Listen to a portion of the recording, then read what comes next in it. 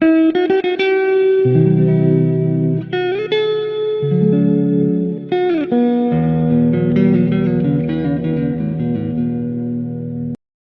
life with Chloe was supposed to be hitting the high notes. After 4 years together, we got a 1-2 punch of amazing news.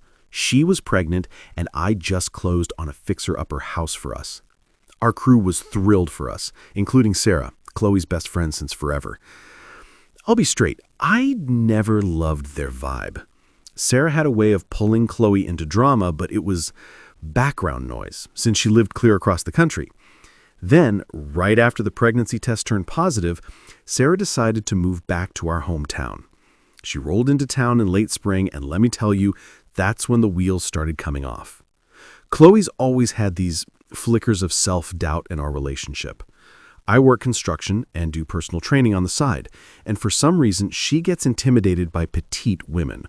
It makes zero sense because Chloe is all curves and confidence, a total knockout. Sarah dove headfirst into those insecurities like it was her job.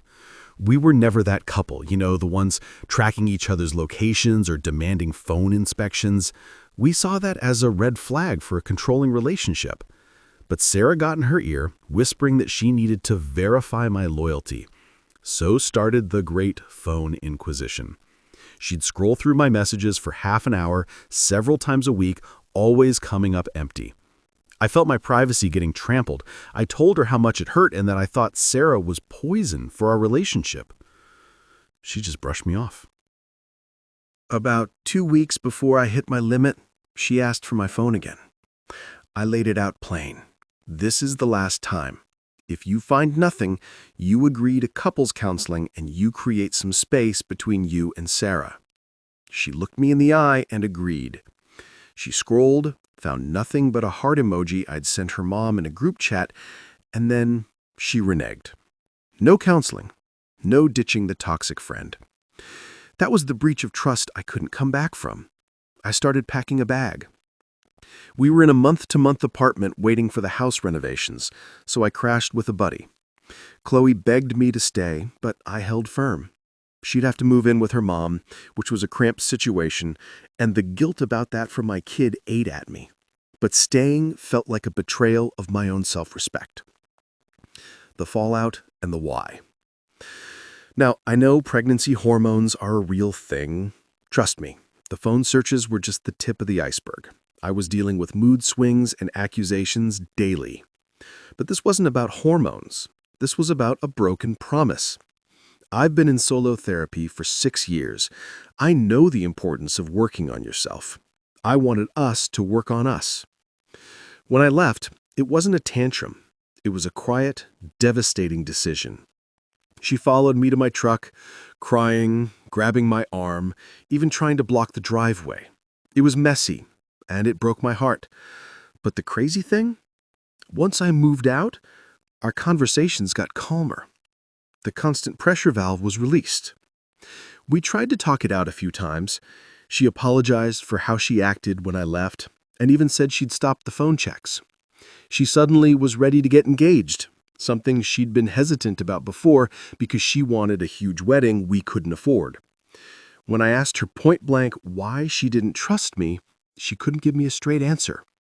She admitted she'd seen me shut down advances from women at the gym for years, even before we were a couple. So why now?